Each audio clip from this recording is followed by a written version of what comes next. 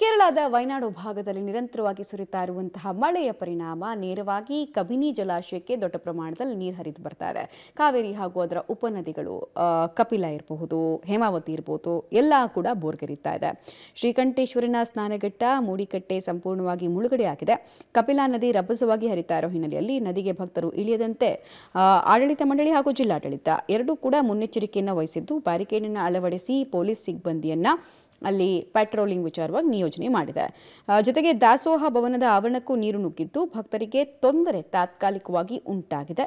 ನದಿ ನೀರು ಮತ್ತಷ್ಟು ಹೆಚ್ಚಾದರೆ ನಂಜುಂಡೇಶ್ವರ ದೇವಾಲಯಕ್ಕೂ ನೀರು ನುಗ್ಗುವಂತಹ ಆತಂಕ ಇದೆ.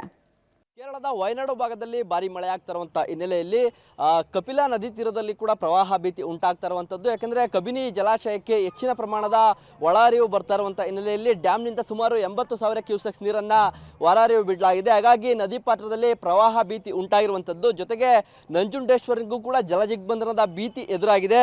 ಈಗಾಗಲೇ ನಂಜನಗೂಡಿನ ಸ್ನಾನಘಟ್ಟ ಏನಿದೆ ಸಂಪೂರ್ಣವಾಗಿ ನೀರಿನಲ್ಲಿ ಮುಳುಗಡೆ ಆಗಿರುವಂಥದ್ದು. ಇದು ನಂಜನಗೂಡಿನ ಸ್ನಾನಘಟ್ಟದ ಮುಂಭಾಗದ ದೃಶ್ಯಾವಳಿಗಳು. ಕಂಪ್ಲೀಟ್ ಆಗಿ ಸ್ನಾನಘಟ್ಟ ಮುಳುಗಡೆಯಾಗಿದೆ. ಅಂದರೆ ಸ್ನಾನಘಟ್ಟದ ಬಳಿ ಇದ್ದಂಥ ಎಲ್ಲ ಅಂಗಡಿ ಮುಂಗಟ್ಟುಗಳು ಕೂಡ ಸಂಪೂರ್ಣ ನೀರಿನಲ್ಲಿ ಜಲಾವೃತವಾಗಿರುವಂಥದ್ದು.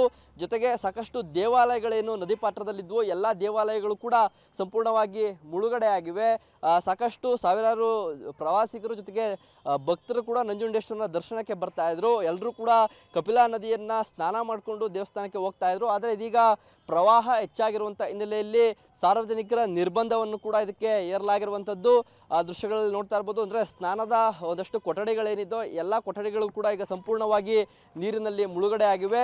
ಜೊತೆಗೆ ನದಿಯಿಂದ ದೇವಾಲಯಕ್ಕೆ ಹೋಗಲಿಕ್ಕೆ ಇದ್ದಂಥ ದಾರಿ ಕೂಡ ಸಂಪೂರ್ಣವಾಗಿ ನೀರಿನಲ್ಲಿ ಜಲಾವೃತವಾಗಿದೆ.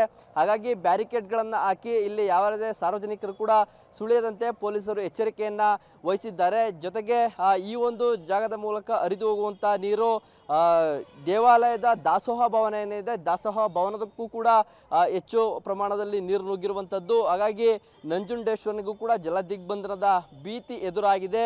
ಜೊತೆಗೆ ಕೇರಳದಲ್ಲಿ ಮತ್ತಷ್ಟು ಮಳೆ ಹೆಚ್ಚಾಗ್ತಾ ಇರುವಂಥ ಹಿನ್ನೆಲೆಯಲ್ಲಿ ನೀರಿನ ಪ್ರಮಾಣ ಮತ್ತಷ್ಟು ಹೊರಹರಿವು ಹೆಚ್ಚಾಗುವಂಥ ಸಾಧ್ಯತೆ ಇದೆ. ಜೊತೆಗೆ ಈ ಒಂದು ನದಿ ಪಕ್ಕ ಇದ್ದಂಥ ಒಂದು ಹರಕೆ ಮುಡಿ ಕೊಡುವ ಒಂದು ಸ್ಥಳ ಏನಿದೆ ಅದು ಕೂಡ ಸಂಪೂರ್ಣವಾಗಿ ಜಲಾವೃತವಾಗಿರುವಂಥ ದೃಶ್ಯಾವಳಿಗಳನ್ನು ಕೂಡ ನೋಡ್ತಾ ಇದ್ದೀರಿ. ಆ ನಿಟ್ಟಿನಲ್ಲಿ ಈ ಒಂದು ಸ್ನಾನಘಟ್ಟಕ್ಕೆ ಯಾರೂ ಕೂಡ ಇಳಿಯದಂತೆ ಈಗಾಗಲೇ ಬ್ಯಾರಿಕೇಡ್ಗಳನ್ನು ಹಾಕಿ ಸಿಬ್ಬಂದಿಯನ್ನು ಕೂಡ ಇಲ್ಲಿ ನಿಯೋಜನೆ ಮಾಡಲಾಗಿದೆ. ಬ್ಯಾರಿಕೇಡ್ಗಳನ್ನು ಹಾಕಿ ಯಾವುದೇ ಸಾರ್ವಜನಿಕರು ನದಿಗೆ ಇಳಿಯದಂತೆ ಬಿಗಿ ಪೊಲೀಸ್ ಬಂದೋಬಸ್ತ್ ವ್ಯವಸ್ಥೆಯನ್ನು ಕೂಡ ಇಲ್ಲಿ ಕಲ್ಪಿಸಲಾಗಿರುವಂಥದ್ದು. ಹೆಚ್ಚೆಚ್ಚು ಭಕ್ತರು ನದಿಗೆ ಬರ್ತಾರೆ ಅನ್ನೋ ಕಾರಣಕ್ಕೆ ಇಲ್ಲೇ ಸಿಬ್ಬಂದಿಯನ್ನು ಕೂಡ ನಿಯೋಜನೆ ಮಾಡಿದ್ದಾರೆ.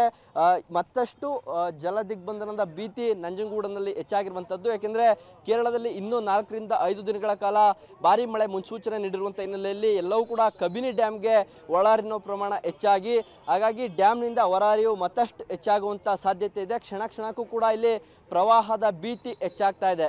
ಕ್ಯಾಮ್ರಾ ಪರ್ಸನ್ ಶಶಿ ಜೊತೆ ವಿನಯ್ ಬಸಪ್ಪ, ಪಬ್ಲಿಕ್ ಟಿವಿ, ನಂಜನಗೂಡು.